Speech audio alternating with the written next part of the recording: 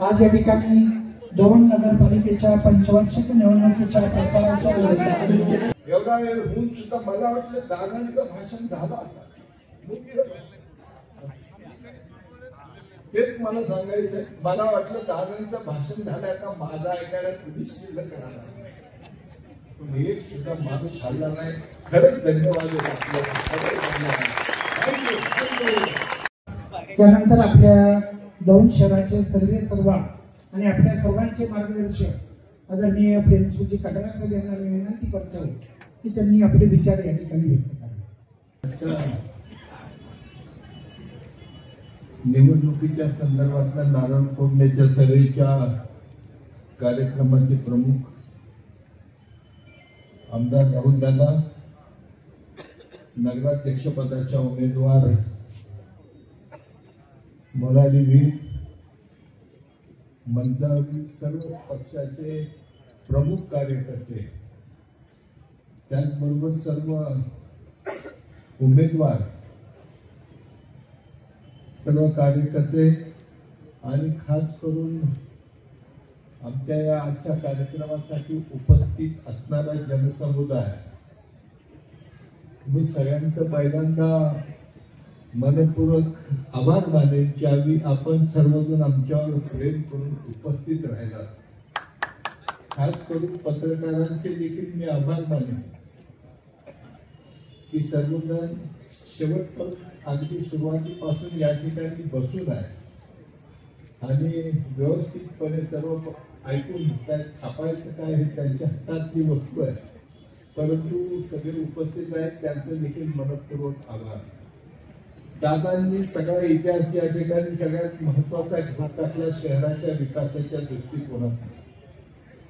प्रत्येक 2-3 छोटे छोटे प्रश्न आपण लक्षात घेतले तर आपल्या सगळ्याच्या लक्षात येईल. मला असं वाटतं की पूर्वीचं दौंड आणि आताचं दौंड एवढा मोठा पाऊस या वर्षी झाला, पण तुम्हाला कुठं चिखल दिसलाय असं मला वाटत नाही. सगळ्या भागामध्ये कुठल्याही भागात गेलं तरी रस्ते अतिशय चांगले झालेले होते आणि हे सगळं करण्यामागचं श्रेय दादांचं. नगरपालिकेची आर्थिक परिस्थिती एवढी नाही की हे सगळं काही करू शकतील, परंतु शहराच्या विकासाचा ध्यास घेऊन एक विजन नजरेसमोर ठेवून दादांनी एक वेगळं चित्र निर्माण करण्याचा या ठिकाणी प्रयत्न केला आणि त्या प्रयत्नाला प्रचंड प्रमाणाचं यश येऊन विकासामध्ये मोठी आघाडी या ठिकाणी घेतलेली आहे. साध्या गोष्टी आहेत की आपण साधा इतकं सिद्धटेकला जायचं तर पूर्वी 1 तासभर लागायचा, आता तुम्हाला मोजून 14 मिनिटांमध्ये तुम्ही जाता. किंवा पूर्व भागातले अनेक रस्ते एकमेकाला जोडून टाकले. शहरातले सुद्धा मुख्य रस्ते सगळे झालेले आहेत. अंतर्गत रस्ते सुद्धा चाललेले, ड्रेनेजची कामं सुद्धा चाललेली आहेत. विशेषतः पाण्याच्या विषयी तक्रार आहे. पाण्याचं काम म्हणजे स्कीमचं काम वेगानं चालू आहे आणि त्याला प्रचंड प्रमाणामध्ये पैसा उपलब्ध दादांच्या माध्यमातून या ठिकाणी करून मिळाला. ही सर्व कामं करत असताना शेवटी पैसा हे महत्वाचं फॅक्टर आहे. पैसा लागतो, परंतु पैशाबरोबर बुद्धिमत्तेच्या जोरावर आपण शहरासाठी काय करायचं हे देखील विजन असणं फार गरजेचं असतं. आणि जागा उपलब्ध नसताना देखील वेगवेगळ्या माध्यमातून जागा मिळवून घेऊन त्या ठिकाणी काम करणं तितकं सोपं नाही. आपलं शहर व्यापलंय, आपल्याला माहिती. एक बाजूला नदी आहे, मध्ये शहर आहे, पुढे गेले की रेल्वे, पुन्हा शहर, पुन्हा SRP, पुन्हा शहर, अशा पद्धतीचं विचित्र असणारं आपलं गाव असताना देखील त्या ठिकाणचं विजन नजरेसमोर ठेवून काहीतरी करण्याचं उद्दिष्ट दादांनी या ठिकाणी ठेवल्यानंतर शासनाच्या मदतीनं पाहिजे तेवढा निधी उपलब्ध करून एक कामाचा सपाटा या ठिकाणी लावला. हे कुठेही नाकारता येत नाही. आणि त्याचं उदाहरणच पाहायचं असेल तर क्रीडासाठी जागा मिळत नव्हती आणि कृषी खात्याची जागा त्यांच्या बुद्धीचा वापर करून त्यांनी मिळवली. नुसती कृषी खात्याची जागा मिळवली नाही तर ती जागा मिळवून क्रीडा संकुल केलं, पण नगरपालिकेसाठी नाट्यगृहासाठी सुद्धा जागा त्याच्यामध्ये उपलब्ध करून दिली. म्हणजे एका दगडात 2 पक्षी मारण्याचं काम आपल्या बुद्धिमत्तेच्या जोरावर दादांनी केलं हे नाकारता येत नाही. साधा नदीचा पूल चाललेला आहे, तुम्हाला कोणाला माहिती आहे की नाही माहित नाही. दादांनी सांगताना पूर्णपणाने सांगितलं नाही, पण तो नदीवरचा पूल फक्त गार दोन पूल नुसता नाहीये, त्या पुलाच्या बरोबरीने 2-3 रस्ते त्याला घेतले की शहराची बाजारपेठ वाढेल कशी किंवा वाहनांची सोय कशी होईल अशा पद्धतीचा, आणि पलीकडच्या श्रीगोंदा तालुक्यातली सगळी गावं दौंडला कशी जोडले जातील अशा पद्धतीचा विचार त्या ठिकाणी केला. त्या पुलाचं काम प्रत्यक्षामध्ये सुरू झालं. हे पुलाचं काम फक्त त्या ठिकाणी घेतलेलं नाहीये, तर त्या ठिकाणी बोटिंगची सुद्धा मान्यता नगरपालिकेला मिळाली, गार्डनची सुद्धा मान्यता मिळाली आणि स्मशानभूमीच्या त्या ठिकाणी दशक्रिया घाटाची सुद्धा परवानगी त्या ठिकाणी मिळाली. मला एक सांगा, मी साधा प्रश्न विचारतो, आपण सगळं ऐकत राहिला. दादा फक्त कोटी कोटी कोटी कोटी सांगत गेले, कोणाच्या तरी डोक्यात आले का की किती कोटी रुपये या ठिकाणी आले असतील, आणि एवढा निधी आजपर्यंतच्या जेवढेही कुणी आमदार झाले असतील त्यांनी कधी दौंड शहराला आणलेला आहे का, हा सगळ्यात महत्वाचा प्रश्न आहे.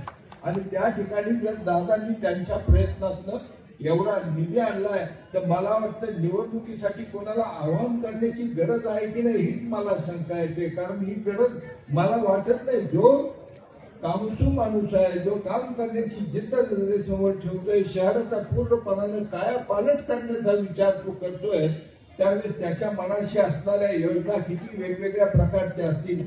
ठीक आहे, आम्ही समन्वयाने बसतो. तुम्ही पाहणं, उमेदवारी देताना सुद्धा अगदी सगळ्यांना जवळपास दिली. आश्चर्य सांगतो तुम्हाला, माझ्या एका कट्टर विरोधकाला सुद्धा आम्ही उमेदवारी दिली.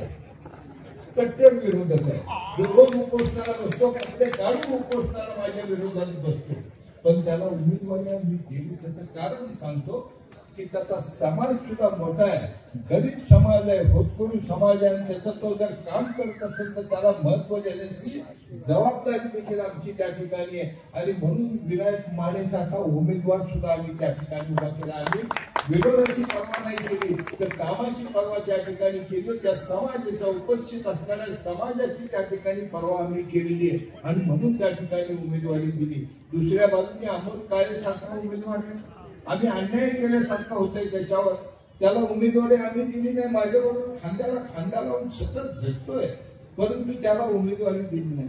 पण तो इतरांसारखा पक्ष म्हणून दुसरीकडे गेला नाही, तो खांद्याला खांदा लावून या ठिकाणी शेजारी आमच्या बसलेला आहे. ही कामाची पद्धत आहे, ही रूपरेषा आहे. काम कसं करायचं ठरवून घ्यायचं. लोकांना कळलं पाहिजे की आमच्यातली माणसं अशा पद्धतीची नाही, पण ज्यांच्यावर उपकार केलेले असतील ते फुटून जर दुसरीकडे जात असतील तर काय करायचं हे तुम्हीच मला सांगा. म्हणून जेव्हा काम करणारी कामसू माणसं या ठिकाणी बसलेली असतील तर त्यांची कदर करण्याची जबाबदारी आमच्यावर निश्चितपणाने आहे. दादा नेहमी माझ्याकडे येत आहेत, आम्ही बसून कामाच्या विषयी चर्चा करत असतो. दौंड शहराच्या विकासाच्या दृष्टिकोनातनं काय काय करायचं हे निश्चितपणाने ठरवत असतो, आणि ते ठरवल्यानंतर प्रस्ताव देतो. प्रस्ताव दिल्यानंतर ते शासनाकडनं मंजुरी आणतात. नुसती शासनाकडनं मंजुरी आणत नाही तर त्याला आवश्यक असणारा सर्व निधी मिळवून देतात. म्हणून दौंड शहराचं संपूर्ण कायापालट होण्याचं काम या ठिकाणी झालेलं आहे. क्रीडा स्कूलचं काम झालं, स्विमिंग टँक नव्हता आपल्याला, आपल्याकडे जावं लागायचं कुठेतरी SRP वगैरे मध्ये. आता आपलं स्वतःच झालेलं स्विमिंग टँक.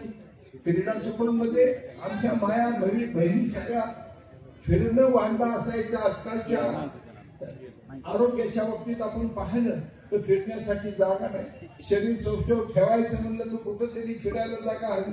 आज त्या क्रीडा संकुल मध्ये गर्दीच गर्दी असते, सकाळी पहाटेच गर्दी होते. इतकी सोय त्या ठिकाणच्या लोकांची झाली हे सगळं लक्षात घ्या. म्हणजे थोडक्यात सांगायचं म्हणजे आमच्या मनामध्ये कुठेतरी काहीतरी व्हावं चांगलं, या नागरिकांसाठी कुठल्या तरी सोयी व्हाव्यात अशा पद्धतीचे विचार सतत नजरेसमोर घेतोय, आणि त्या पद्धतीमध्ये काम आम्ही करण्याचा प्रयत्न या ठिकाणी करतोय. रस्त्याची कामं सगळीकडे चाललेली आहेत, ड्रेनेजची कामं सगळीकडे चाललेली आहेत, पाणी पुरवठ्यासाठी सुद्धा पैसे मिळाल्याने ती सुद्धा कामं चालू झालेली आहेत. पाणी येत नाही म्हणून साठी तक्रारी येतात, परंतु त्या तक्रारी येत असताना पाणी काय येत नाही, किंवा काम चाललंय तर आपण पड म्हणून पाऊस पडत नाही, किंवा घराचं आपण आपलं बांधकाम करायला लागलं तर लगेच बांधकाम होत नाही. तसं स्कीमचं सुद्धा चाललेलं काम लगेचच्या लगेच कसं होणार हा प्रश्न येतो. पैसा उपलब्ध स्कीम मंजूर आहे आणि काम चालू झालेलं आहे. असं असताना त्याला थोडंसं अवधी लागणार, पण योग्य असा पाणी पुरवठा दौंड शहराला मिळून एक महत्वाची बाजू या नागरिकांच्या दृष्टिकोनातून पूर्ण होईल आणि पुढची 25-30 वर्ष कुठेही काळजी करण्याचं कारण असणार नाही. मगाशी या ठिकाणी कोणीतरी सांगितलं की पाणी लवकर खाली सुद्धा मिळत नाही तर वर केव्हा मिळणार, पण ह्या नवीन स्कीम मध्ये मात्र भरपूर पाणी मिळणार आहे आणि कुठेही कोणाला अडचण भासणार नाही अशा पद्धतीचं काम या ठिकाणी झालेलं आहे. दादांनी त्याला निधी उपलब्ध करून दिला आणि प्रत्यक्ष रूपानं काम सुद्धा सुरू झालेलं आहे. मी जास्त काही बोलणार नाही, जास्त वेळही घेणार नाही, कारण पुढे आपल्याला बोलायचंच आहे. परंतु या ठिकाणी मला सांगायला हरकत नाही, सफाई कर्मचाऱ्यांसाठी सुद्धा पूर्वी एक इमारत होती, ती इमारत पडायला झाली म्हणून साठी पाडली, परंतु त्याच्यानंतर त्याचं काम अद्यापपर्यंत पूर्ण नाही झालं किंवा नवीन सफाई कामगारांसाठी नवीन इमारत झाली नाही. आम्ही दादांकडे ही सुद्धा मागणी केलेली आहे आणि ही सुद्धा इमारत किंबहुना लवकरात लवकर होऊन या सर्व कर्मचाऱ्यांची सोय त्या ठिकाणी निश्चितपणानं होईल अशी खात्री मी या ठिकाणी देतो.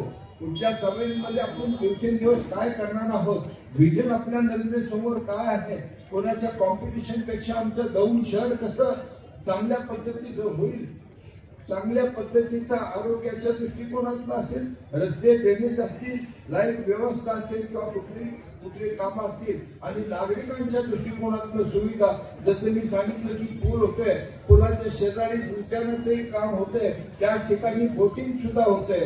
थोडक्यात सांगायचं म्हणजे जे टीका होत असतील की उद्यान नाही म्हणून साठी उद्यान आहे. साठे उद्यानाचं काम ठराविक लोकांनी अडवून ठेवलेलं आहे, नाही तर आतापर्यंत पूर्ण झालं असतं. त्याच्यासाठी आलेला निधी सुद्धा परत गेलेला होता, पण आम्ही त्याची जिद्द सोडलेली नाही आणि उद्या साठे उद्यानाचं काम आम्ही पूर्ण करणार आहोत. कुठल्याही परिस्थितीमध्ये सामाजिक भावना नजरेसमोर दौंडला मागासवर्गीय समाज मोठा आहे, त्यांना एक बुद्ध विहार छोट्या प्रमाणात या ठिकाणी एक धार्मिक भावना प्रत्येकाला वाटतं, प्रार्थना करावी किंवा धार्मिक एक अधिष्ठान त्या ठिकाणी असावं, हा दूर दृष्टिकोन ठेवून पुणे जिल्ह्यातलं सगळ्यात मोठं बुद्ध विहार दौंडला घेण्याचा प्रयास आम्ही केला आणि प्रत्यक्षात अनेक अडचणी असताना सुद्धा त्या ठिकाणचं बुद्ध विहाराचं काम आम्ही सुरू केलं. सर्व धर्माच्या सर्व गोष्टींसाठी, मग मुस्लिम दफनभूमी असो, कब्रस्तान असो, ख्रिश्चन दफनभूमी असो किंवा अन्य कामं सगळ्या प्रकारची असो, ही कामं घेण्याचा प्रयास आमच्याकडे झाला. किंबहुना बरीचशी कामे आम्ही पूर्ण सुद्धा करून टाकलेली आहेत. नागरिकांच्या कुठल्याही सूचना आल्या तर शक्यतो आम्ही त्याला नाकारत नाही, ते काम करण्याचा प्रयत्न या ठिकाणी करत असतो. उद्याच्या निवडणुकीच्या दृष्टिकोनातून सुद्धा मी जाहीरपणे आपल्याला सांगू इच्छितो की दादांसारखं नेतृत्व मिळाल्यामुळं अनेक चांगल्या पद्धतीचं कामकाज विधानसभेमध्ये किंवा मंत्रिमंडळामध्ये त्यांचं सततचं असल्यामुळं पैसा उपलब्ध करून देण्याचं काम त्यांच्याकडनं अत्यंत महत्वपूर्ण होत आहे आणि म्हणून दौंड शहर आपल्याला काय पालक करण्याच्या दृष्टिकोनातनं ते आहे तोपर्यंत दौंडचं व्हिजन संपूर्णपणाने बदलून जाणार आहे. ते म्हणून ते बोलून दाखवतात की दौंड आपल्याला बदलायचं आहे, आम्हाला कोणाच्या कॉम्पिटिशन मध्ये जायचं नाही, तर दौंड प्रत्यक्षामध्ये या महाराष्ट्राच्या नकाशावर अत्यंत चांगलं करण्याचा हेतू या ठिकाणी दादांचा आहे आणि तो हेतू ते पूर्ण केल्याशिवाय राहणार नाहीत. कारण त्यांची जिद्द मी सतत बघत आलोय, कामाची पद्धत मी बघत आलोय आणि त्या कामापोटी मी या ठिकाणी बोलतोय की आपल्याला ह्या सगळ्या कामात निश्चितपणाने यश मिळणार आहे. दुसरं एक यश या ठिकाणी सांगतो, तुम्हाला आठवतंय कपाटाने सगळ्याला सपाट केलं होतं, मग अजून मिळालं नाही, पण खात्री आमचा ऑथोराइज पक्ष असल्यामुळे ते मिळेल आणि पुढे काय होईल ते तुम्हीच विचार करा. एवढंच मी या ठिकाणी सांगेन. उद्याच्या निवडणुकीसाठी दादांवर आमच्यावर विश्वास करा. आमचे होतकरू नगरसेवक या ठिकाणी आता नगरसेवक पदासाठी असणारे उमेदवार जे आहेत त्यांचं एकंदर असणारे सगळी समाजाचे असणारे प्रतिनिधित्व ते या ठिकाणी करणार आहेत किंवा नगराध्यक्ष आहेत. नगराध्यक्ष कशा बोलक्या आहेत, सुशिक्षित आहेत, तिथल्याच आहेत, तिथंच शिकल्या, तिथंच मोठ्या झाल्यात, परंतु असं की पहिलंच भाषण केल्यानंतर त्या चांगलं बोलू शकतात, तसं चांगलं काम सुद्धा करू शकतात. कारण ती जिद्द नजरेसमोर असते हे लक्षात ठेवा.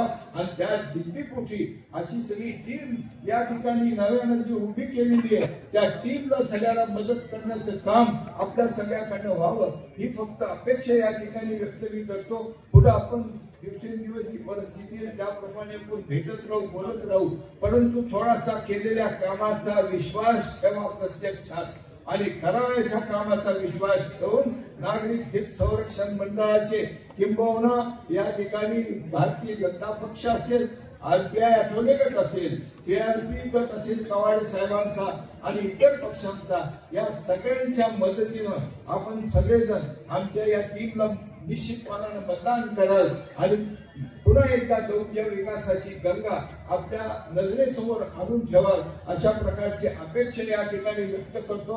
आपल्या सहकार्याबद्दल आपण या ठिकाणी एवढ्या उशिरा का होईना उपस्थित राहिला त्याबद्दल आपल्या सगळ्यांचं मनपूर्वक आभार मानतो. पुन्हा एकदा पत्रकारांचं मनपूर्वक आभार मानतो.